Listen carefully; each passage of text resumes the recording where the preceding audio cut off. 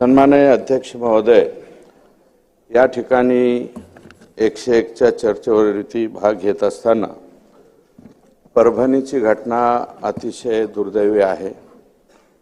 जे सोमनाथ सूर्यवंशी या ठिकाणी मयत झालेले आहेत त्यांच्यावरती जे जबाबदार असतील त्यांना त्यांच्यावरती कारवाई व्हावी अशा प्रकारची विनंती या ठिकाणी मी करणार आहे। आणि अध्यक्ष महोदय, माझा जिल्हा आणि त्या जिल्ह्यातलं एक जे प्रकरण घडलेलं आहे ते अतिशय भयानक प्रकरण घडलेलं आहे। अतिशय क्षुल्लक कारणावरून, हे क्षुल्लक कारण नाही अध्यक्ष महोदय, जी आहुदा कंपनी आहे या कंपनीच्या अधिकाऱ्यांनी स्टेटमेंट केलंय 2 महिन्यापूर्वी त्यांना एका तालुक्यात बोलावून घेण्यात आलं होतं आणि तिथं सांगितलं होतं, मागितले होते 2 कोटी रुपये आणि त्या 2 कोटी रुपयामधले काही मला वाटतं जो आवश्यक निधी होता तो 2 महिन्यापूर्वी दिला होता, पण उरलेला आवश्यक निधी जो आहे तो मागण्यासाठी शुक्रवारी विष्णू चाटे हे राष्ट्रवादी काँग्रेस पक्षाचे तालुक्याचे अध्यक्ष यांनी हे जे मुलं आहेत सुदर्शन घुले व इतर 5 हे मस्साजोगच्या त्या आहुदा कंपनीच्या आवादा कंपनीच्या गेटवरती पाठवले। गेटवरती पाठवल्याच्या नंतर ते दलित समाजाचा मुलगा होता वॉचमन, त्याला त्यांनी मारहाण केली।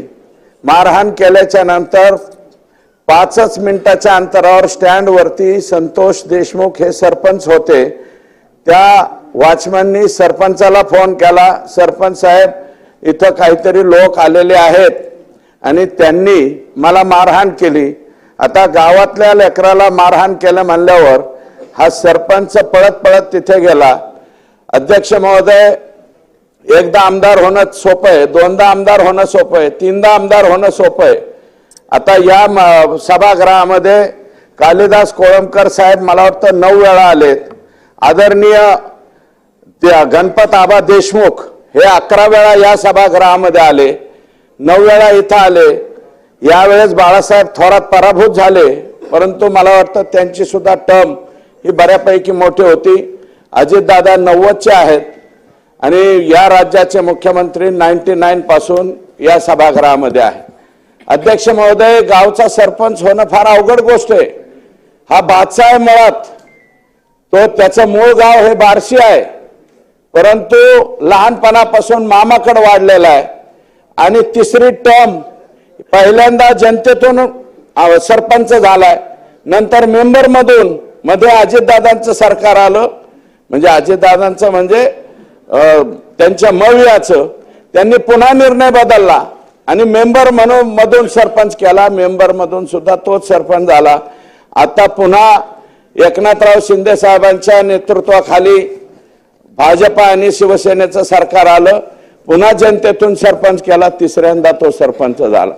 3 वेळा सरपंच होणारा माणूस अध्यक्ष महोदय गावातल्या लेकराला मारलं म्हणून तिथपर्यंत गेला आणि सुदर्शन घुले आणि ह्या गँगला फक्त तो म्हणाला की बाबा कसं काय तुम्ही इथं आला, कशामुळे मारतात, तर ते काय म्हणत होते, आम्हाला डायरेक्ट प्रवेश करू द्या। मस्साजोग गावाचे 11 मुलं वॉचमन म्हणून तिथं काम करतात, त्यापैकी 4 मुलं होते, ते म्हणले आतल्या साहेबाला आम्ही फोन करतो आणि त्यांनी जर तुम्हाला येऊ द्या म्हणलं तर आम्ही लगेच सोडतो।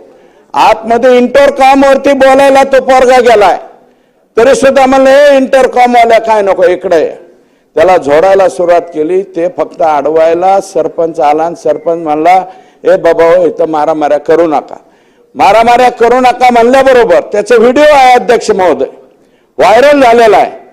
त्यांनी लगेच त्या घुलेनी लगेच त्या सरपंचाच्या तोंडात मारली। आता सरपंचाच्या तोंडात मारल्यावर त्या सरपंचाने सुद्धा उलटे 2 तोंडात मारल्या, विषय लगेच संपला। लगेच गावातले 4-2 लोक आले, म्हणले बाबा भांडणं करू नका, भांडणं। पोलीस पोहोचले तिथं त्यावेळेस शुक्रवारी, ही शुक्रवारची 9 तारखेची घटना आहे अध्यक्ष महोदय। 9 तारखेला पोलीस गेले, हे सगळे घुले, प्रतीक घुले, केदार एक आडनाव आहे, बाकी काय जे नाव आहेत ते आरोपी सगळ्यांना पोलीस गाडीमध्ये बसवलं, ते गेले हे दलित समाजाचा मुलगा गेला अध्यक्ष महोदय आणि त्यांनी अॅट्रॉसिटीची केस दाखल करण्याचा प्रयत्न केला। माझं म्हणणं एवढंच आहे, कंपनी गेली फिर्याद दाखल करायला की आम्हाला एक्स्टॉर्शन म्हणजे खंडणी मागायला आलेत। शुक्रवारी कंपनीची फिर्याद दाखल करून घेतली नाही अध्यक्ष महोदय। दलित समाजाच्या त्या मुलाची अॅट्रॉसिटीची केस दाखल करून घेतली नाही, कारण ऍक्च्युअल जातीवाचक शिवीगाळ तिथं झालेली होती आणि ती व्हिडिओमध्ये सुद्धा दिसते अध्यक्ष महोदय। ते व्हिडिओ एकदा चेक करून बघावा अशा प्रकारची माझी विनंती। तर कोणाचा फोन आला, विष्णू चाटे तिथे लगेच तिथपर्यंत पोहोचले। हे आरोपींना घेऊन जाऊस्तोवर ते तालुका अध्यक्ष तिथे आले। तालुका अध्यक्षाच्या म्हणण्यावरती ह्या फिर्यादी थांबलेल्या नाहीत अध्यक्ष महोदय। यांचा कोण आका आहे, ज्या आकाचा ऐकून त्या दलित समाजाच्या लेकराची फिर्याद घेण्यात आली नाही अध्यक्ष महोदय। त्या कंपनीची फिर्याद, औदा नावाची जी कंपनी आहे आवादा, त्या कंपनीची सुद्धा फिर्याद शुक्रवारी घेतली नाही। अत्यंत किरकोळ अध्यक्ष महोदय, अत्यंत किरकोळ काहीतरी एनसी घेतली आणि या लोकांना लगेच सोडून दिलं। 9 तारखेला मी SITची मागणी केली, पुढे बोलतो ना त्याच्यावरती। आकाच शोधतोय आम्ही, तुम्ही जसं म्हणताय तसं ह्या आकाच्या शोधात आम्ही सुद्धा आहोत अध्यक्ष महोदय। त्या दिवशी अत्यंत साधी फिर्याद घेतली आणि या लोकांनी लगेच त्यांना तिथून बाहेर काढलं। दुसऱ्या दिवशी अध्यक्ष महोदय, शनिवार रविवार त्याचे व्हिडिओ बाहेर आलेत अध्यक्ष महोदय। हे भोसले नावाचे जे तिथले PS आहेत, हे सुदर्शन घुले नावाचा जो मेन आरोपी यातला जो मारहाण करायला होता, त्याला मोटरसायकलवर घेऊन पूर्ण शहरामध्ये फिरत होता आणि पूर्ण शहरात फिरून काय म्हणत होते, संतोष देशमुख आलाय का म्हणले। तर तो बिचारा एवढं झालं म्हणून त्या दिवशी घरीच बसला, रविवारी सुद्धा घरी बसला। परत ते महाजन नावाचे कोण तिथले PI आहेत, त्यांच्या बरोबर हे पोलीस स्टेशनच्या गाडीमध्ये फिरत होते। सोडून तर लगेच दिले, त्यांना कसल्याही प्रकारचं हजर वगैरे काही केलं नाही, लगेच सोडून दिलं। आणि सोमवारी अध्यक्ष महोदय यांनी अगोदर काय सांगितलं, जी क्लिप दिसते हॉटेलमध्ये अध्यक्ष महोदय, सुदर्शन घुले मेन आरोपी आणि भोसले नावाचा तो PSI दोघ जण चहा पित होते। त्याचा जो भाऊ आहे धनराज, धाकटा भाऊ, त्या धाकट्या भावाला यांनी बोलवून घेतलं, तो पलीकडे चहा पित होता। त्याला म्हणले इकडे काय झालं त्या दिवशी असं तसं, ते म्हणले आदल्या दिवशी म्हणले असं असं झालं भाऊ, त्यांनी सरपंचाच्या तोंडात मारली, मग सरपंचाने पण त्याच्या तोंडात मारली आणि मिटलं म्हणले। पण तरी म्हणले काय आपण उद्याच्याला मिटवू, तुम्ही या। तरी हे म्हणलं भाऊ ठीक आहे, आम्ही माझ्या भावाला सांगतो, तो माझ्यापेक्षा थोरलाय, त्याला पाठवून देतो। दुसऱ्या दिवशी सोमवारी अध्यक्ष महोदय सकाळीच संतोष देशमुख ह्याला गेले केजला, मिटवायचं म्हणून पोलीस स्टेशनला गेले। चेक करा, त्याचं लोकेशन सुद्धा चेक करा।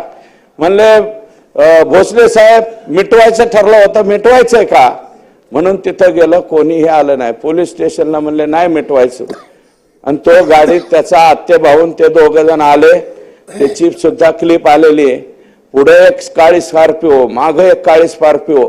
अध्यक्ष महोदय, हा सुदर्शन घुले नावाचा जो मुलगा आहे त्याची मी माहिती घेतली।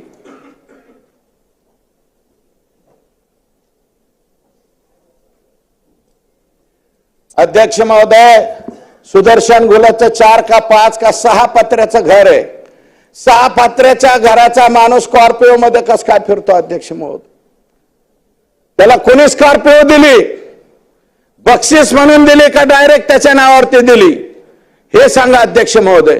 अध्यक्ष महोदय, बीड जिल्ह्याचा परभणीचा विषय झालेला आहे सूर्यवंशीचा, आणि शेजारीच आमचा बीड जिल्हा आहे।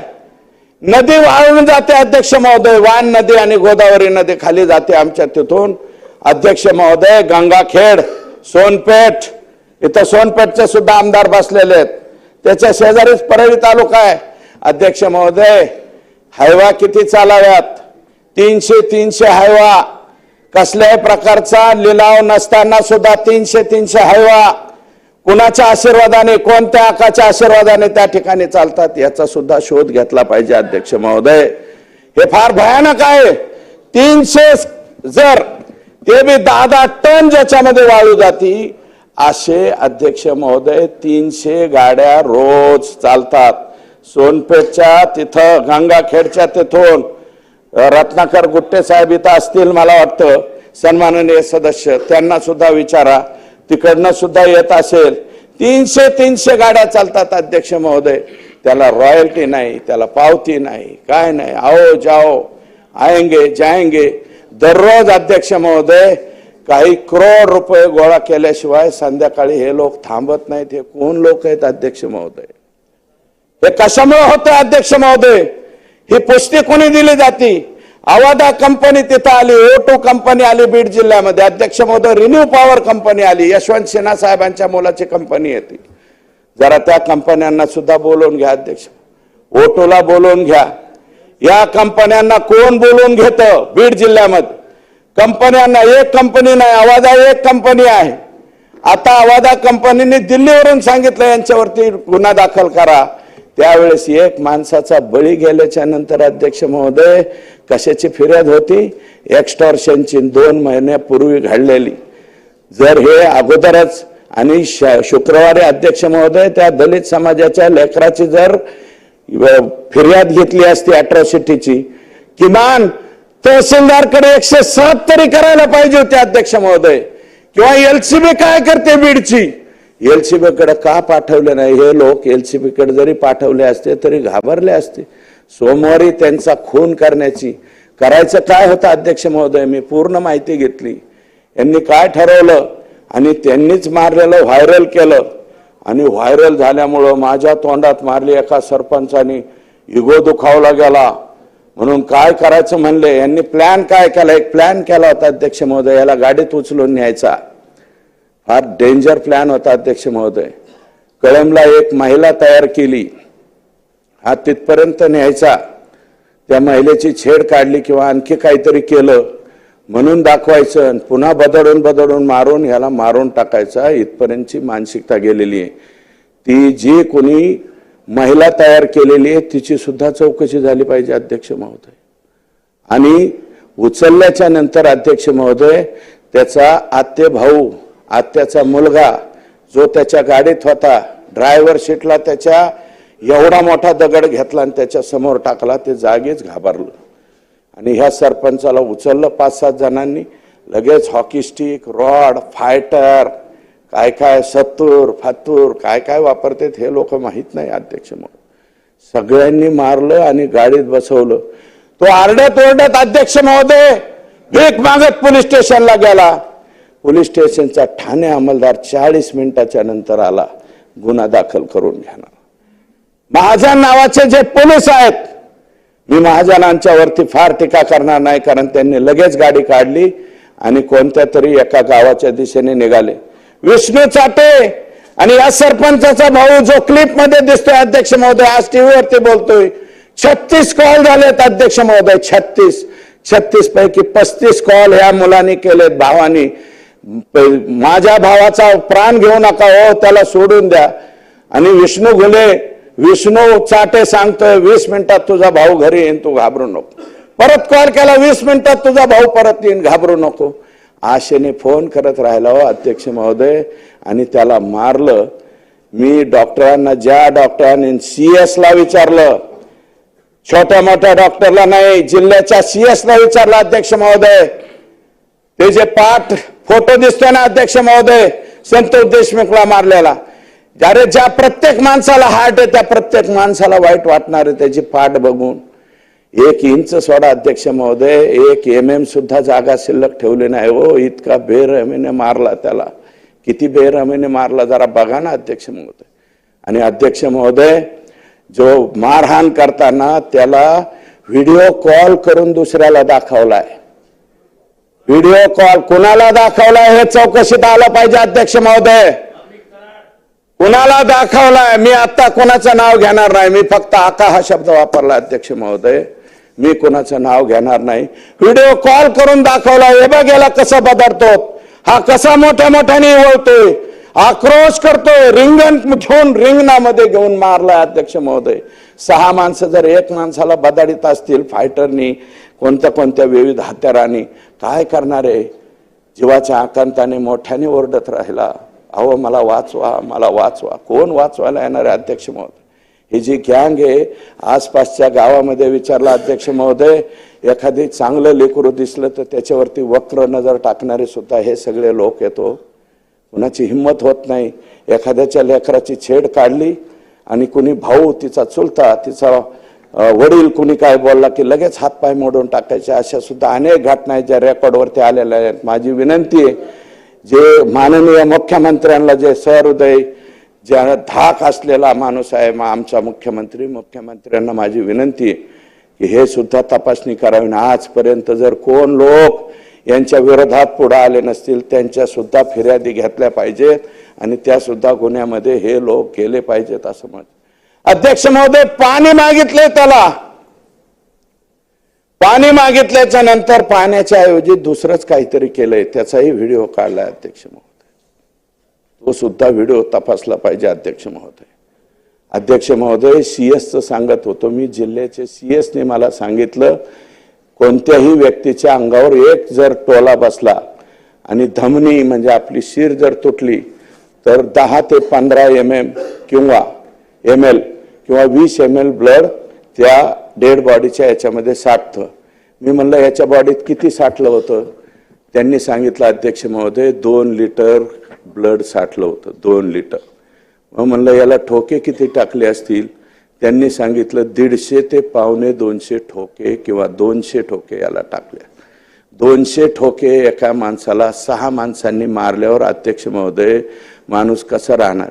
अरे तुम्हाला खूनच करायचा होता तर टायरच्या खाली घालायचा, त्याला एखादी गोळी घालायची, कारण गोळ्या बिळ्या तर यांच्याकडे 100% असणार. अध्यक्ष महोदय, 1200 का 1300 लायसन आहेत आमच्या बीड जिल्ह्यात. माननीय मुख्यमंत्री महोदय, लायकी नसणाऱ्यांकडे बी ती असं दाखवणार आहे, म्हणजे इथं दिसतं ना ते असं घालते पिस्तूल, ज्यांच्याकडं लायसनची गरज नाही असे माननीय मुख्यमंत्र्यांना विनंती करतो, आजच कलेक्टरला सांगा आणि ह्या सगळ्यांचे पिस्तूल काढून घ्यावं.